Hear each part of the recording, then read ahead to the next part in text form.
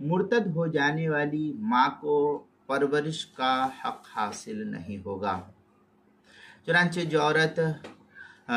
مرتد ہو جائے، نعوذ باللہ من ذالک، اللہ ہم سب کی حفاظت فرمائے، اگر مرتد ہو جائے تو اس کو بچے کی پرورش کا حق جو ہے شریعت کی طرف سے نہیں ملتا ہے، کیونکہ اولاً تو ارتداد کی سزا پانے کی وجہ سے وہ پرورش ہی نہ کر پائے گی، دوسرے یہ کہ اس کی غلط عقائد کا اثر بچے پر پڑنے کا قوی اندیشہ رہتا ہے۔ چنانچہ در مختار کے اندر لا حق للمرتد فی الولد، کتاب فتاوی تاتار خانیہ کتاب الطلاق، فصل فی حکم الولد عند افتراق الزوجین، جلد نمبر 5 صفحہ نمبر 277، مسئلہ نمبر 7845، جو زکریہ بک ڈپو دیوبند کا ہندی نسخہ اس کے اندر